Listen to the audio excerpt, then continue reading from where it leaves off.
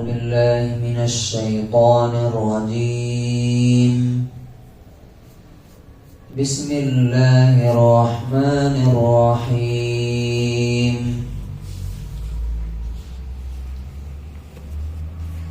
وإذ قلنا ادخلوا هذه القرية فكلوا منها حيث شئتم رغدا وادخلوا الباب سجدا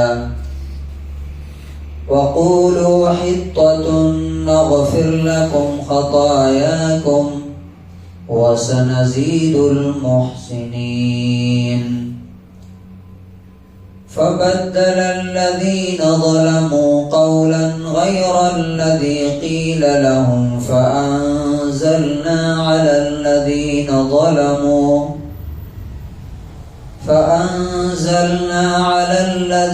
ظلموا رجزا من السماء بما كانوا يفسقون.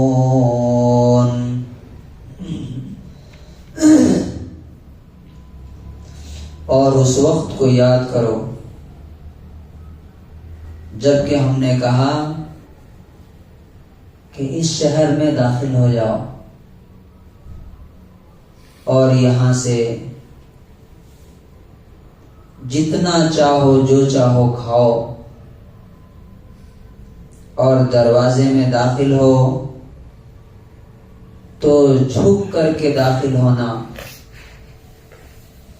اور کہتے جانا کہ پروردگار ہمارے گناہوں کو معاف کر دیجیے، تو ہم تمہارے گناہوں کو معاف کر دیں گے اور نیک لوگوں کو اور زیادہ بدلہ دیں گے. لیکن ظالموں نے اس بات کو بدل ڈالا جو ان سے کہی گئی تھی، تو ہم نے ظلم کرنے والوں پر آسمان سے عذاب اتارا، اس لیے کہ وہ اللہ کی نافرمانی کر رہے تھے. And recall when we said, enter this city and eat from it wherever you will, in ease and abundance, and enter the door, enter the gate, bowing down, and said, relieve us of our burdens, then we will forgive your sins for you, and we will increase the doers of good in goodness and rewards. But those who wronged changed the words to another statements other than which was said to them.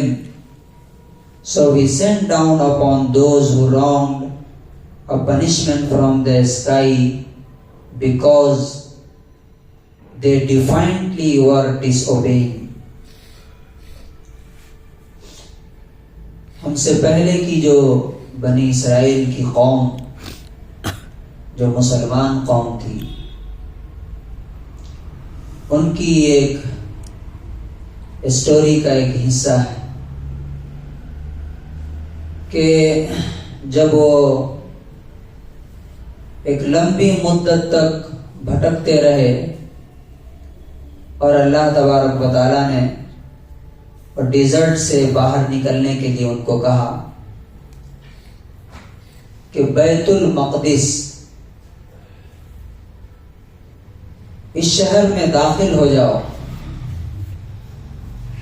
اور یہاں سے اللہ تبارک و تعالیٰ نے تمہارے لیے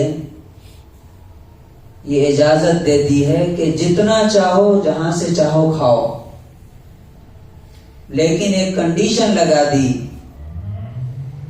کہ جب اس میں داخل ہونا تو کہنا حطۃ، کہ ہمارے گناہ معاف کر دیجیے، اور دوسرا یہ کہ جھک کر کے جانا، تمہارا سینہ چوڑا نہیں ہونا چاہیے، تکبر کے ساتھ نہیں جانا. اگر ایسا کرو گے تو ہم تمہارے پچھلے گناہوں کو معاف کر دیں گے.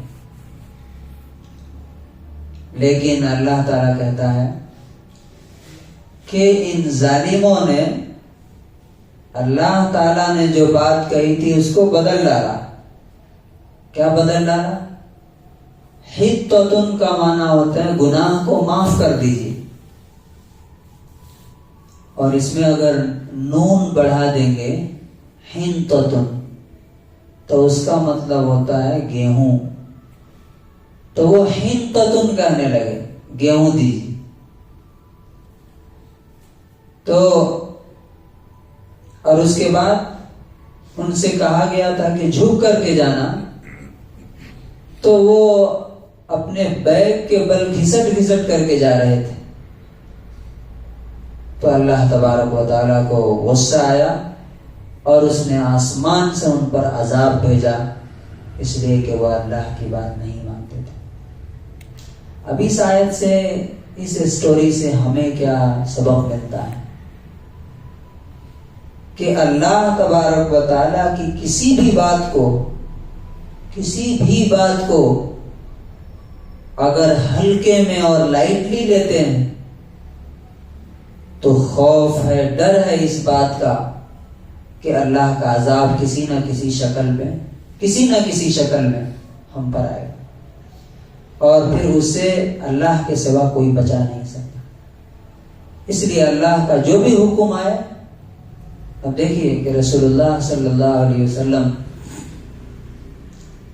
جب مکے میں داخل ہو رہے تھے فاتحانہ ایز اے کانکرر، اور 10,000 کی فوج، یہ اس ٹائم عرب میں 10,000 کی فوج بہت بڑی فوج ہوتی تھی، ان کے ساتھ تھی. لیکن جب وہ اندر داخل ہو رہے تھے تو آپ اللہ کے شکر میں اور توازوں میں ایسا جھکے جا رہے تھے کہ آپ کا سر اونٹ کے کوہان جو ہوتا ہے نا اونٹ کا، اس سے وہ ٹچ ہو رہا تھا، اور اللہ کا شکر ادا کر رہے تھے اور دعا پڑھ رہے تھے الحمدللہ الذی نصر عبدہ. تعریف اس خدا کی ہے جس نے اپنے بندے کی مدد کی، میں نے نہیں کیا. اور انجز وعدہ، جس نے اپنا وعدہ پورا کیا. وحزم الاحزاب وحدہ، اور اکیلے اس نے پورے عرب کے تمام فوجوں کو شکست دی. تو اللہ تبارک و تعالی ہمیں بھی اس کا حکم ماننے کی توفیق نصیب فرمائے اور اس کی نافرمانی سے بچنے کی توفیق نصیب فرمائے.